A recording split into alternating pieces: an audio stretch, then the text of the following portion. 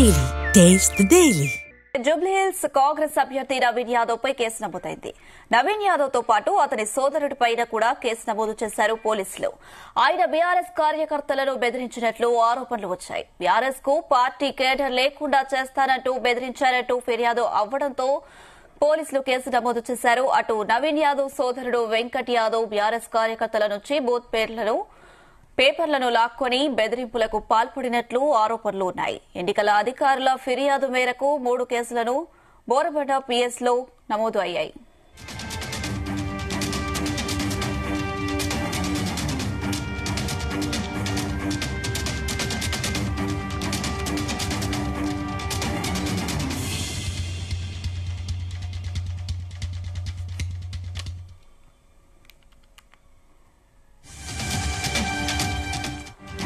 జూబ్లీహిల్స్ కాంగ్రెస్ అభ్యర్థి నవీన్ యాదవ్ పై కేసు నమోదైంది. నవీన్ యాదవ్ తో పాటు అతని సోదరుడిపైన కూడా కేసు నమోదు చేశారు పోలీసులు. ఆయన బీఆర్ఎస్ కార్యకర్తలను బెదిరించినట్లు ఆరోపణలు వచ్చాయి. బీఆర్ఎస్ కు పార్టీ కేడర్ లేకుండా చేస్తానంటూ బెదిరించారంటూ ఫిర్యాదు అవ్వడంతో పోలీసులు కేసు నమోదు చేశారు. అటు నవీన్ యాదవ్ సోదరుడు వెంకట్ యాదవ్ బీఆర్ఎస్ కార్యకర్తల నుంచి బూత్ పేపర్లో లాక్కొని బెదిరింపులకు పాల్పడినట్లు ఆరోపణలు ఉన్నాయి. ఎన్నికల అధికారుల ఫిర్యాదు మేరకు 3 కేసులను బోరబండ పోలీసులు నమోదు చేశారు.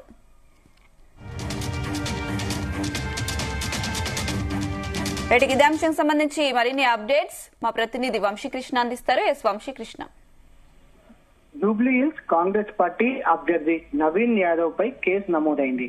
అటు బీఆర్ఎస్ పార్టీ క్యాడర్ లేకుండా చేస్తామని అటు బీఆర్ఎస్ పార్టీకి చెందిన వాళ్ళు కార్యకర్తలు ఆరోపణలు చేయడంతో అటు ఎన్నికల అధికారులు కేసు నమోదు చేయమని చెప్పినట్టు కూడా దీంతో బోర్బొండ పిఎస్ లో కేసు నమోదైనట్టు చెప్తున్నారు. జూబ్లీహిల్స్ కాంగ్రెస్ అభ్యర్థి నవీన్ యాదవ్ పై కేసు నమోదైనటువంటి పరిస్థితి కూడా మనం చూడొచ్చు. ఈ అంశం పైన నవీన్ యాదవ్ తో పాటు అతని సోదరుడు పైన కూడా కేసు నమోదు చేశారు పోలీసులు. ఆయన బీఆర్ఎస్ కార్యకర్తలను బెదిరించినట్లు ఆరోపణలు వచ్చాయి. బీఆర్ఎస్ పార్టీ క్యాడర్ లేకుండా చేస్తానంటూ బెదిరించారంటూ ఫిర్యాదు అందటంతో పోలీసులు కేసు నమోదు చేశారు.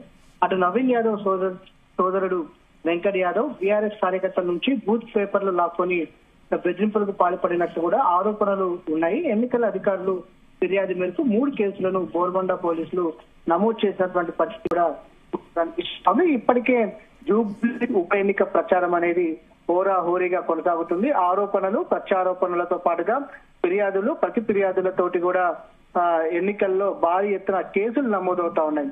ఇప్పటికే అన్ని పార్టీల నాయకులు జోరుగా ప్రచారాన్ని నిర్వహిస్తా ఉన్నారు. ఇదే సందర్భంలో ఈ రోజు ఉదయం కూడా చూసాము, నవీన్ యాదవ్ అనుచరులు నిరుద్యోగుల పైన దాడి చేశారంటూ కూడా వారు కూడా పోలీసులకు ఫిర్యాదు చేసినటువంటి సందర్భం మనం చూస్తా ఉన్నాము. దాంతో పాటుగా ప్రజెంట్ ఇప్పుడు ఈ కేసు బోర్బండకు సంబంధించి కూడా చూస్తే మాత్రం అటు నవీన్ యాదవ్ కావచ్చు, అతని సోదరుడు వెంకట యాదవ్ పైన కూడా కేసు నమోదు చేశారు. ఎన్నికల అధికారుల ఫిర్యాదు మేరకే బోరబండ పోలీసులు కేసు నమోదు చేసినట్టు కూడా తెలుస్తా ఉంది. మొత్తం మీద చూడాల్సిన అవసరం ఉంది. ఎందుకంటే మరో వారం రోజుల పాటు ప్రచార పర్వం ఉన్నటువంటి నేపథ్యంలో ఇప్పటికే ఆరోపణలు ప్రత్యారోపణలు దాంతో పాటుగా ప్రతి ఫిర్యాదులు భారీ ఎత్తున పెరుగుతుండటం మరో వారం రోజుల పాటు కూడా ప్రచార సరళి ఏ విధంగా ఉండబోతుంది, ఎలాంటి పరిస్థితులకు దారితీస్తాయి అనేది కూడా వేచి చూడాల్సినటువంటి అవసరం ఎంతైనా ఉంది. వంశీకృష్ణ, అయితే జూబ్లీహిల్స్ ఉప ఎన్నికలో ఎన్నికలైతే జోరుగా ప్రచారం చేస్తున్నారు కాంగ్రెస్ కార్యకర్తలు. మరి ఈ నేపథ్యంలో నవీన్ యాదవ్ పై కేసు నమోదు అయింది. మరి దీన్ని ఎలా చూడాలంటారు? అలాగే దీనికి సంబంధించి నవీన్ యాదవ్ రియాక్ట్ అయ్యారా? ఇప్పటి వరకు కూడా నవీన్ యాదవ్ ఈ అంశం పైన ఎక్కడ స్పందించినటువంటి దాఖలాలు అయితే లేవు. ఎందుకంటే ఎన్నికలు జరిగినప్పుడు ఆ యొక్క నియోజకవర్గంలో ఆయా పార్టీల లీగల్ టీమ్స్ అనేది చాలా జోరుగా తిరుగుతూ ఉంటాయి. ఏవైనా ప్రత్యర్థులకు సంబంధించినటువంటి అంశాలు ఏమైనా దొరుకుతాయా, వాటి మీద ఏమైనా ఫిర్యాదు చేయడానికి అవకాశం ఉంటుందా అనేది లీగల్ టీమ్స్ అనేవి అన్ని పార్టీలకు సంబంధించిన లీగల్ టీమ్స్ కూడా చాలా వేగంగా తిరుగుతూ ఉంటాయి. వాళ్ళు ప్రచారం ఏదైతే నిర్వహించేటప్పుడు కూడా ప్రత్యర్థి పార్టీల లీగల్ టీమ్స్ కూడా ఏమైనా అంశాలు దొరుకుతాయా ఈసీకి ఫిర్యాదు చేయడానికి అనేది కూడా చాలా నిఘా పెడతా ఉంటారు. ఈ సందర్భంలోనే ఈ కేసుకు సంబంధించి కూడా ఆరోపణలు వచ్చినట్టు తెలుస్తా ఉంది. దాంట్లో భాగంగానే ఇటు ఏదైతే ఎన్నికల అధికారులకు లీగల్ టీమ్స్ ఫిర్యాదు చేయడం, దాని తర్వాత అక్కడ నుంచి ఏదైతే పోలీసులు కేసు నమోదు చేసినట్టు కూడా తెలుస్తా ఉంది. ఇప్పటి వరకు కూడా నవీన్ యాదవ్ ఈ అంశం పైన ఎలాంటి స్పందించినటువంటి దాఖలాలు అయితే లేవు. వంశీకృష్ణ, అయితే ఎన్నికల అధికారులే నవీన్ యాదవ్ పై పోలీసులకు ఫిర్యాదు చేసినట్టుగా తెలుస్తుంది. అంటే ఈ జూబ్లీహిల్స్ ఎన్నికల పైన ఎలాంటి ప్రభావం చూపే అవకాశం ఉంది ఈ అంశం? ఎందుకంటే ఇప్పటికే ప్రచార పర్వం అనేది చాలా జోరుగా కొనసాగుతుంది. కేసులకు సంబంధించి చూస్తే మాత్రం ఇప్పటికే అన్ని పక్షాల పైన కూడా కొంత కేసులు అనేవి నమోదవుతా ఉంటాయి. ఎందుకంటే ఎన్నికల నియమావళిని ఉల్లంఘించారనేది సర్వసాధారణంగా ఎప్పుడైనా సరే ఏ ఎన్నికలు నిర్వహించినప్పుడు కూడా ఫిర్యాదులు అనేది అందడం, కేసులు నమోదు చేయడం అనేది చాలా సర్వసాధారణంగా జరిగేటటువంటి అంశం.